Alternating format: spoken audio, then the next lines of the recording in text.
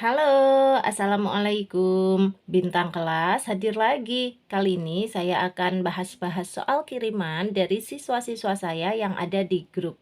Disimak ya, Dek ya. Kita mulai. Bismillahirrohmanirrohim. Nah, salah satu soal yang akan saya bahas ini. Nomor soalnya memang nomor 3 ya. Dari sananya memang dikirim soalnya nomor 3. Oke? Jika 2x kurangi 10 pangkat x kuadrat kurangi 36 sama dengan 1. Banyak nilai x yang memenuhi adalah titik-titik-titik A2, B3, C4 atau yang D5. Oke, cara mengerjakannya begini. 2x dikurangi 10 pangkat x kuadrat kurangi 36 ini sama dengan 1. Nah, sekarang kita akan jabarkan x kuadrat kurangi 36 ini dalam bentuk yang lain. Kayak gini, Dek. 2x kurangi 10. Nah, ini kita buka kurung kayak gini. Artinya difaktorkan ya. Apa kali apa yang hasilnya x kuadrat?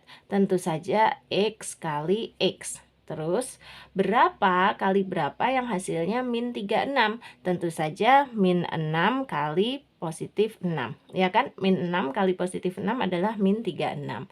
Jadi, x min 6 kali x plus 6 itu hasilnya adalah x kuadrat kurangi 36. Ya, sama dengan, nah yang sebelah sini kan 1. 1 ini kita buat dalam bentuk pangkat juga dengan basis yang sama. Jadi basisnya 2x min 10 ini. Kemudian kita harus ingat deh, bilangan berapapun kalau dipangkatkan 0 hasilnya nanti akan 1. Sehingga 1 ini kita ubah menjadi 2x min 10 pangkat 0 gitu. Jadi 2x min 10 ini kan sebuah bilangan. Nah, bilangan itu kalau dipangkatkan 0 hasilnya 1. Kenapa dirubah bentuk seperti ini? Supaya basisnya sama, sehingga nanti pangkat itu bisa sama dengan pangkat. Atau kalau ditulis x min 6 dikali x plus 6, ini sama dengan berapa? 0. Nah, gitu. Sehingga x-nya bisa kita cari. Yang sebelah sini dulu ya. X min 6 sama dengan 0. Maka x-nya sama dengan berapa? 6, ya kan? Min 6-nya pindah ruas menjadi positif 6. Atau sekarang yang ini, x plus 6 sama dengan 0. Maka x-nya berapa? Ya, x-nya sama dengan min 6. Nih, positif 6-nya kalau pindah ruas menjadi min 6. Jadi sudah terjawab, x-nya adalah 6 dan min 6. Tadi yang ditanya, banyak nilai x yang memenuhi adalah berapa buah? Ya udah, berarti berapa buah? Hanya ada 2 buah ya, yaitu 6 dan min 6. Maka kita jawab di ABCD-nya. Yang mana? Yang A. Gitu ya. Paham ya? Jadi triknya kita ubah bentuk pangkat ini menjadi bentuk faktornya, kemudian kita ubah angka 1 ini menjadi bentuk pangkat, yaitu dipangkatkan 0. Setelah itu maka akan ketemu x-nya. X-nya yaitu 6 dan min 6, atau sebanyak 2 buah. Oke, sip. Ini soal nomor 3, kirimanmu Dek sudah selesai. Nah, sekarang Kak Sari lanjut ke soal kiriman lainnya. Nah, soal berikutnya yang Kak Sari bahas kali ini soal nomor 7. Oke, aku baca. Selisih dua bilangan adalah 10. Jika bilangan pertama dikalikan 2, hasilnya adalah 3 kurangnya dari bilangan kedua. Salah satu bilangan itu adalah titik-titik-titik. A23, B-10, C13, atau yang D-13. Nah, ini berarti kita misalkan dulu dua bilangannya. Dimisalkan dengan huruf A dan B. Jadi dua bilangannya adalah A dan B. Terus katanya selisih dua bilangan, kalau selisih itu berarti dikurangi ya. Dengan kata lain A dikurangi B sama dengan berapa? Sama dengan 10. Kita tulis di sini. A kurangi B sama dengan 10. Kalau gitu nanti A sama dengan apa? Ya 10 nih, min B-nya pindah ruas menjadi plus B. Tuh, A kurangi B sama dengan 10. Berarti A sama dengan 10 ditambah B. Karena min B-nya kita pindah ruas ya. Kan kalau dipindah ruas itu tanda positif negatifnya harus diganti. Kalau dia tadinya min, berarti menjadi plus. Oke? Nah, kita baca berikutnya. Jika bilangan pertama itu kita misalkan A tadi ya. Jika A dikalikan 2, A dikalikan 2 jadinya apa? 2A. Hasilnya adalah 3 kurangnya dari bilangan kedua. Bilangan keduanya adalah B. Berarti itu kalau ditulis gini, 2 kali A itu sama dengan B kurangi 3 gitu loh Dek. Nih ya, jika bilangan pertama kan A dikali 2 jadinya 2A. Hasilnya adalah 3 kurangnya dari bilangan kedua. Jadi ini 2A sama dengan B kurangi 3. Nah, dari persamaan 1 yang ini dan persamaan 2 yang di sini bisa kita substitusikan, nanti akan ketemu nilai A dan B-nya. Ini A sama dengan 10 tambah B. Di sini juga ada A. Berarti kalau kita substitusikan menjadi kayak gimana? Tulis di sini. Substitusi persamaan 1 ke persamaan 2 menjadi, nah, persamaan 2-nya kita tulis dulu ya. 2A sama dengan B min 3. 2A sama dengan B min 3 atau B kurangi 3. Nah, ini A-nya kita ganti dengan 10 tambah B. Nulisnya gini, 2 kali 10 tambah B ya. Sama dengan B kurangi 3. Terus kita buka kurungnya. 2 kali 10, 20. 2 kali positif B, positif 2B. Sama dengan B kurangi 3. Oke, sekarang kita gabungkan yang punya B dengan yang punya B, yang bilangan saja digabung dengan yang bilangan saja. Nah, yang punya B kita kelompokkan di sebelah sini ya. Ini deh, 2B-nya, sorry, loncat kertasnya. 2B-nya kita tulis ulang di sini. Nah, sekarang B-nya ini kita pindah ruas. B ini kan artinya positif B. Dia kan nggak punya tanda negatif ya. Kalau nggak punya tanda negatif itu berarti positif. Positif B kalau dipindah ruas itu menjadi negatif B. Oke, paham ya? Nah, sekarang ini 20 kalau dipindah ruas jadi berapa? 20 itu kan tadinya positif 20. Positif 20 kalau dipindah ruas menjadi negatif 20. Kalau negatif 3-nya sih tetap karena dia nggak dipindah ruas. Oke, sekarang kita hitung 2B kurangi B, hati-hati, 2B kurangi B itu bukan B-nya yang hilang, tapi kayak gini, 2B kurangi B itu artinya 2B kurangi 1B. Karena memang kalau di depan huruf tidak ada angka, itu sebenarnya ada angka 1. Angka 1 itu kan memang tidak perlu ditulis kalau dalam penulisan aljabar gini. Jadi intinya 2B kurangi B itu sama aja dengan 2B kurangi 1B. Berapa B? Tentu saja 1B. Nah, angka satunya pun nggak usah ditulis deh. Jadi diangan-angan aja. Ya, jadi 2B kurangi B adalah B. Kemudian ini min 20 kurangi 3 gimana caranya? Kalau Kak Sari sih paling gampang bayangin ada min 20, ada lagi min 3 gitu. Sekarang minnya jadi berapa? Jadi min 23. Ya kan digabung aja, 20 sama 3 kan 23. Oke, jadi sudah ketemu untuk nilai B-nya. B-nya adalah min 23. Nah, sekarang kita cari untuk nilai A. A-nya boleh dicari dengan cara memasukkan nilai B ini ke persamaan 1. Ya, menulisnya kayak gini. B sama dengan min 23, maka ini kita tulis ya, A sama dengan 10 tambah B. Berarti A sama dengan 10 tambah B-nya diganti dengan angka min 23. Nah, gini. Sama dengan berapa? 10 ditambah min 23. Kalau ada tanda tambah berdekatan dengan tanda kurang, tanda tambahnya hilang deh, kalah. Menjadi 10 langsung kurangi 23. 10 kurangi 23 berapa? Minus ya. Minus berapa? Minus 13. Dah ketemu. Jadi A-nya adalah minus 13, B-nya adalah minus 23. Di antara dua pilihan ini kita lihat di ABCD yang ada yang mana gitu. Tadi kan yang ditanya adalah salah satu bilangannya aja. Nah, berarti kita pilih salah satu di antara dua ini. Boleh pilih yang min 13, boleh pilih yang min 23. Adanya yang mana? Adanya ternyata yang min 13. Ya udah kita pilih ya. Min 23-nya kan nggak ada. Ini 23 positif loh ya, hati-hati. Jangan dipilih. Yang tepat adalah yang D. Oke, sip. Ini soal nomor 7-mu, Dek. Sudah ku bantu jelaskan ya. Mudah-mudahan paham. Nah, Kak Sari mau pilih soal lagi. Ini dia. Kiriman soal berikutnya nomor 25. Wow, kita baca ya. Diketahui kubus A, B, C, D, E, F, G, H, dan panjang diagonal sisi sama dengan akar 72 cm. Yang ditanya, panjang diagonal ruang AG adalah titik-titik-titik. Apakah yang A 36 akar 2 cm, B 12 akar 3 cm, C 12 akar 2 cm, atau justru yang D 6 akar 3 cm. Oke, untuk menjawabnya, Kak Sari ingatkan ya sifat-sifat kubus diantaranya adalah kalau kubus tersebut memiliki rusuknya adalah sepanjang R cm, ya, maka diagonal sisinya akan sepanjang R akar 2 cm dan diagonal ruangnya akan sepanjang R akar 3 cm. Nah, ini dihafalkan ya, Dek ya. Ini salah satu sifat-sifat kubus. Jadi kalau misalnya rusuknya adalah R, maka pasti panjang diagonal sisinya adalah R akar 2.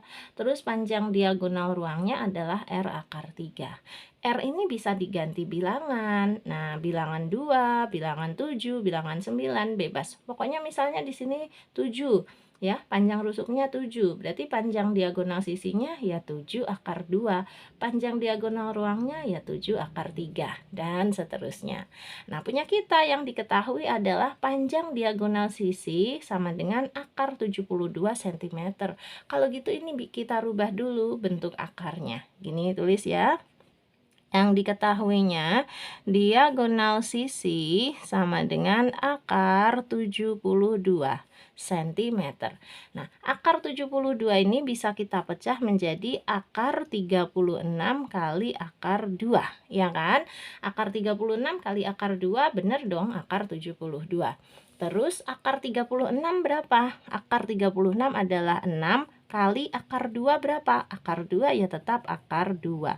Jadi diagonal sisinya adalah 6 akar 2. Satuannya tetap cm. Nah, kalau diagonal sisinya sudah tahu 6 akar 2, berarti rusuknya berapa? Nih lihat, diagonal sisinya R akar 2. Berarti R-nya adalah angka 6. Maka rusuknya adalah 6 saja. Terus yang ditanya diagonal ruangnya adalah ya 6 akar 3 gitu. Jadi langsung dari angka ini kita tahu, tinggal akarnya aja yang diganti. Jadi diagonal ruang AG adalah 6 akar 3 cm. Kita bahkan nggak perlu ngitung untuk mengerjakan soal ini, karena kita sudah tahu sifat-sifat kubus yang satu ini, ya. Oke, langsung dipilih, berarti yang D. Selesai ya. Itu deh untuk pembahasan soalmu nomor 25. Bagian informasinya ini kalau kamu belum tahu sebelumnya boleh dicatat ya. Sip. Nah, sekarang Kak Sari pilihkan lagi soal berikutnya. Soal berikutnya yang ini, ada gambar lingkaran di sini ya. Ini berarti membahas tentang sudut pusat dan sudut keliling lingkaran. Nomor soalnya nomor 24. Kita baca. Besar sudut CAB adalah titik-titik-titik. A 64 derajat, B 54 derajat, C 32 derajat, atau yang D 27 derajat. Diketahuinya kayak gini, Dek. Sebuah lingkaran dengan pusatnya itu di titik O.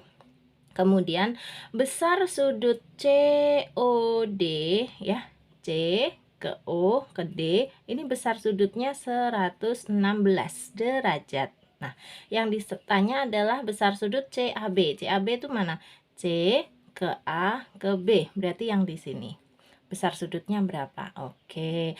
Kalau kita lihat CAB ini adalah sudut keliling. Berarti kita harus tahu sudut pusatnya supaya bisa menebak besar sudut CAB di sini.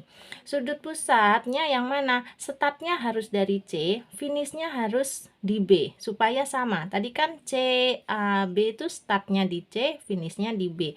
Cari yang kayak gitu tetapi yang melalui titik pusat. Berarti ya ini C O B. Nah, berarti di sini sudut pusatnya. Ya. C O B. Terus berapa dong ini besar sudutnya? Nah, kalau kita lihat COB sudut yang ini, jika kita lanjutkan sampai ke sini, membentuk sudut apa? Membentuk sudut setengah putaran atau sudut lurus. Nah, sudut setengah putaran atau sudut lurus besarnya berapa derajat? 180 derajat. Ini sudah ada 116, berarti untuk yang di sini bisa kita cari. Gini, sudut COB besarnya adalah 180 derajat dikurangi dengan besar sudut COD. COD. Berarti sama dengan 180 derajat dikurangi besar sudut COD-nya itu yang ini, 116 derajat. Nah, 180 derajat kurangi 116 derajat berapa? Kan 100 kurangi 100 habis, 80 kurangi 16 aja, 64 jadi ya, 64 derajat. Jadi besar sudut COB adalah 64 derajat, taruh di sini. Oke, nah tadi kalau sudut pusatnya udah ada yaitu COB sebesar 64 derajat, maka sudut kelilingnya bisa dicari ya. Besar sudut CAB itu gimana?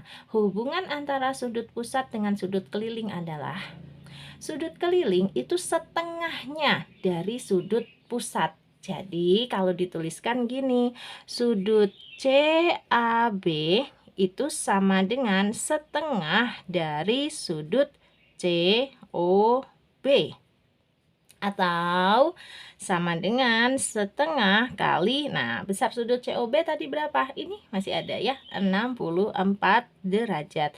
Nah setengah kali 64 derajat berapa? Ya seperti 64 dibagi 2 aja, 64 bagi 2 kan 32, 1 kali 32 ya 32, satuannya derajat. Nah ini jawabannya. Jadi besar sudut CAB adalah 32 derajat. Ada nggak di pilihan jawabannya? Ada, yang C. Yes, alhamdulillah ya. Oke, coba Kak Sari cari soal berikutnya dulu ya.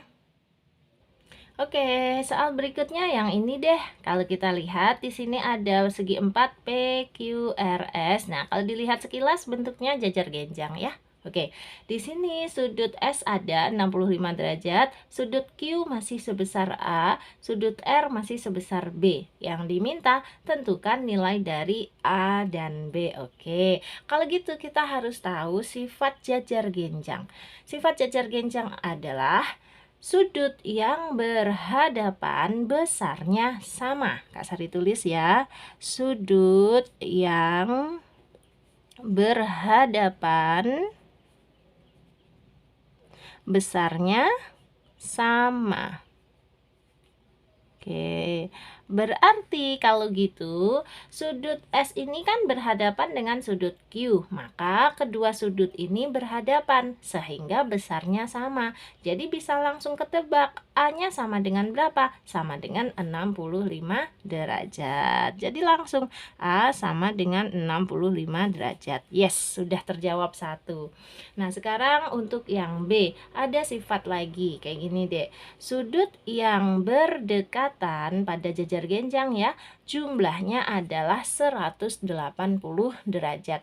Jadi A ditambah B ini adalah 180 derajat. Tulis A tambah B sama dengan 180 derajat. Nah, A-nya kan udah tahu berapa? Ini. Berarti A-nya kita tulis 65 derajat ditambah B-nya belum tahu, ya udah tetap B sama dengan 180 derajat. Sehingga B bisa dihitung. B sama dengan ya 180 derajat dikurangi 65 derajat.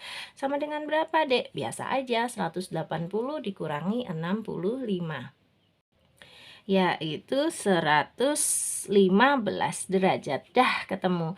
Jadi besar sudut B adalah 115 derajat. Meskipun kalau kita lihat sekilas ini kebalik ya. Informasi soalnya kebalik nih.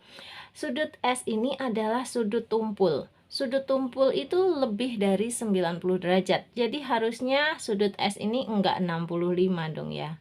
Maka sudut A-nya tadi juga harusnya enggak 65. Sudut B-nya malahan 115 derajat. Padahal kalau dilihat di gambar, sudut B ini adalah sudut lancip. Sudut lancip itu harus kurang dari 90 derajat. Nah, intinya jawaban kita sudah benar, Dek, berdasarkan informasi ini. Hanya saja gambar dari Bapak atau Ibu gurumu ini yang kurang tepat. Ya, harusnya dibalik gambar jajar genjangnya menjadi kayak gini. Bisa digambarkan gini, terus ini ke sini. Nah, supaya masuk akal. Nah, harusnya gitu. Ini P, Q, R, S. Nah, ini kok jadi sama lagi? Gimana sih Kak Sari? Bentar. Ini disilang lagi. Ya ampun, jadi kebayang gambarnya itu kan salah. Gini. Maaf ya. Kak Sari bisa error juga. Bisa deh, Kak Sari kan manusia juga, error kadang-kadang. Nah gini, ini benernya, ini P, ini Q, ini R, ini S. Nah kalau ini bener, S ini artinya sudutnya sudut lancip, kecil aja, jadi 65 derajat, betul, pantas. Nah sudut Q nya juga sama ya, A kan, jadi besarnya sama, 65 derajat. Nah sudut R nya kelihatan ya, sekarang dia sudutnya besar, sudut tumpul ini. Jadi kalau R kita isi dengan 115 derajat, pas banget sesuai dengan gambarnya.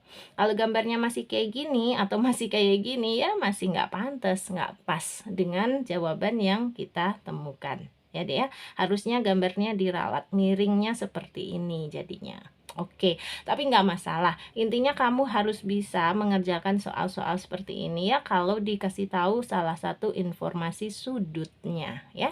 Ada yang harus kamu pahami bahwa pada jajar genjang sudut yang berhadapan besarnya sama. Jadi yang S ini berhadapan dengan Q besarnya sama. Nanti yang R ini berhadapannya dengan sudut yang P, maka kedua ini nanti sudutnya besarnya sama. Terus sudut yang berdekatan ini kalau dijumlahkan 180 derajat ya. Oke, sip. Soalmu kuanggap selesai ya deh ya. Nah sekarang Kak Sari lanjut ke soal berikutnya. Soal berikutnya, soal nomor 1 dan nomor 2. Kita baca nomor 1, keliling persegi panjang 44 cm, sedangkan panjangnya 12 cm.